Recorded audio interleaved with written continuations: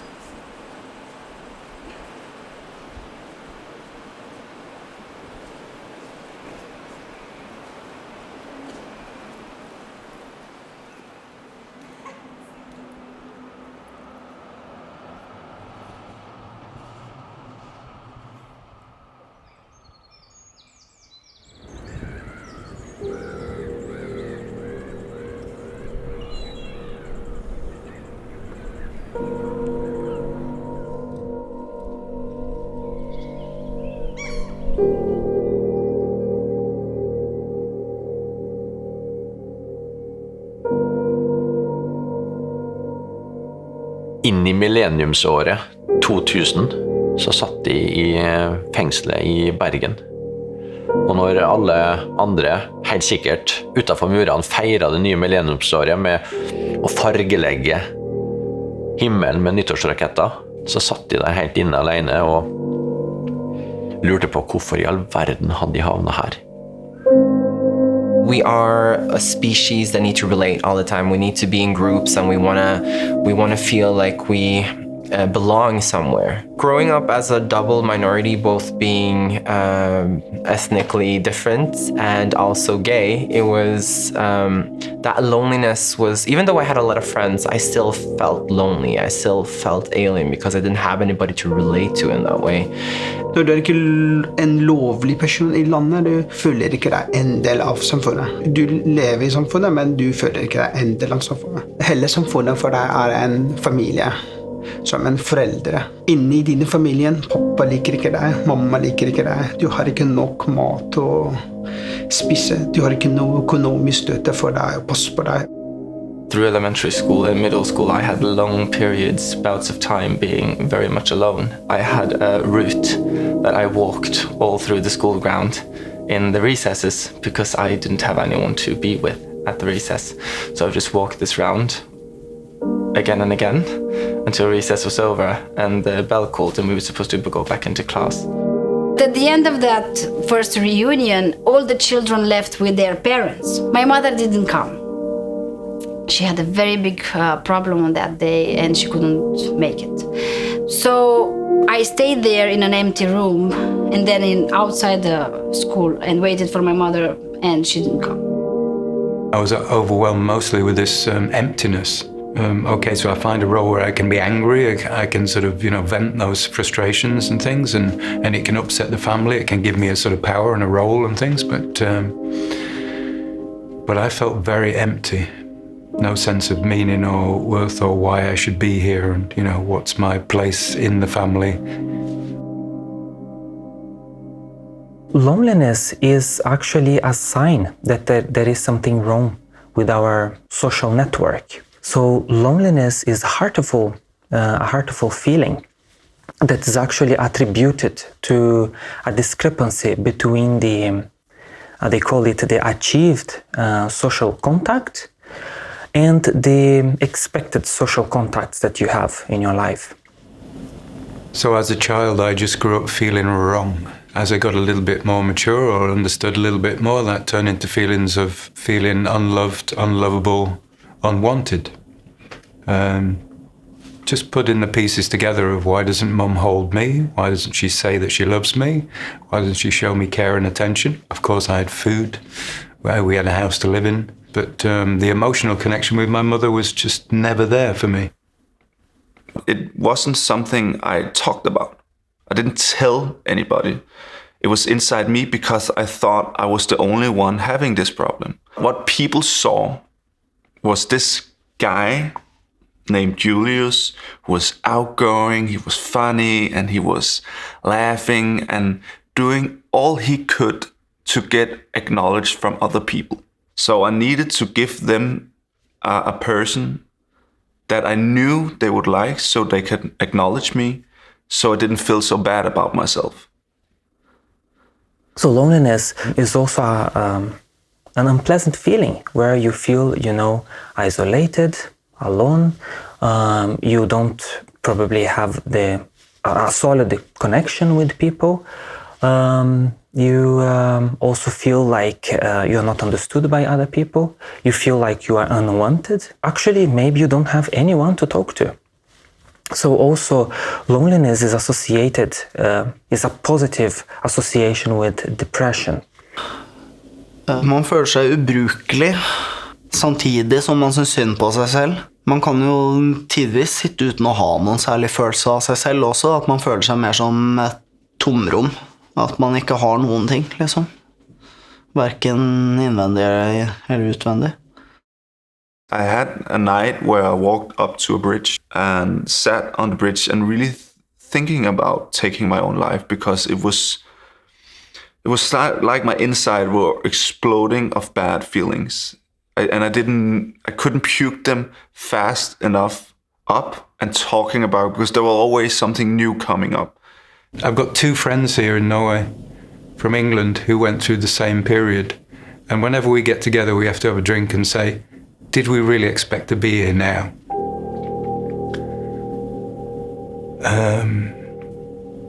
And I didn't. Certainly didn't. I didn't expect to survive that period of time. The progression of loneliness can have several factors. For example, you may have lost, for example, a loved one, or you may lost your job, or you may, had to move to a different country. So that could be some of the factors that kind of led you to feel lonely. And then probably some experience that you went through in life somehow can confirm that, you are not good enough, or probably you try to send so many applications to find a job and then you are just rejected, and then you start telling yourself and say, yes, I'm not good enough, I cannot really do anything good. So all these life experiences, if you are like in a negative mindset, then it's like just confirming that, yes, at the end of the day, I just need to feel lonely. So I went from exploring other families and what could be my role there, and filling myself with some sense of meaning, to other cultures, to social action, activist movements, to environmental activism, politics. It just went on and on, actually. I delved into sort of different types of self-development. At some stage into some therapy, and started to address in words, communicate what was going on the inside, share it, try and figure out ways of turning that around, or at least accepting what I had. As human beings, we are not made to be alone. We are fundamentally connected with people, and either we will feel rejected and isolated, and that's mentally and even physically really damaging, or we connect and there's some kind of level of recognition and care or something going on. So I think this can help create that kind of connection, I think, that, okay, I'm not completely alone with this. That's incredibly important. And then if it's also possible to see that, okay, how are other people dealing with this? Can I be inspired? How do I want to deal with it? It's so easy to interact with the other people, For example, sometimes you see kids meeting for the first time, and then one asks, would you like to be my friend? But once we become adults, that is almost impossible to happen. So then we need to do something. And then if you are feeling lonely right now, so my best advice would be, try to do something. Try to talk with someone. I was like, this can't be it. Like, life can't be this meaningless. I don't want to turn myself into one of them. And what I mean one of them was all these people trying to belong so bad. At the same time as I wanted to belong as bad as everybody else does, I knew that I wouldn't give up on being true to myself. I felt that people don't understand me. I felt that I don't have the power to make them understand me. So sometimes it was a very, very lonely road. Today, if I look back at everything that happened in my life, I can really, really understand that it was a puzzle. It was a mosaic. All those pieces, they come together. And I know for sure that in your life, things will make the puzzle. You will look back and you will understand that it was meant to be. There's a saying that the way out is through, and I think that's been one of my toughest learnings, is that I had to really accept my feelings of zero self-esteem, no value, being unwanted, being unloved, being unlovable. To try and get a handle on the fact that I was creating that. You really have to dig your heels in. Keep those precious memories where you felt so good, and just keep on going. Husk at til syvende og sist så det bare tanker og følelser dette. De abstrakte ting som går an å bøye på og ta kontroll over. I had a choice, and I do have a choice every day now to what I want to listen to of my old self-destructive, self-critical thought patterns and the emotions that brings up, and to see that there's still space for other things. There's still space for me being a very positive, creative, helpful, empathic, good person. I have learned that change comes from around you and from other people, but first and foremost from yourself. I think in the lowest of the low moments, the best thing you can do, the best thing that I have done, is to reach out. Is to not give in to the feeling that it's only me experiencing this.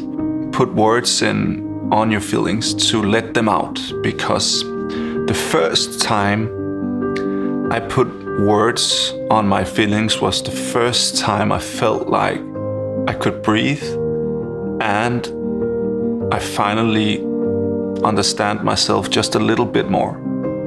And it was the first time I felt like that I could put my backpack with all the bullshit down and just breathe for an hour or two. And it was the best feeling that I've ever been given. Det vil ikke bli bedre før du faktisk snakker om det. Og det å da velge å snakke om det, fordi det så dustete ting, vet du, det så banalt at man må si det til noen. Fordi det hele svaret, og det så enkelt, vet du, i prinsippet. So try to find one person that you trust and try to share what you're going through, and not think about how they will react to it. Think about you doing for yourself, not for them, and not thinking about what they would think and all that bullshit. Fuck that. Just do it because you know it's gonna be good for you to try to put words on your own feelings. That will be my best advice for you.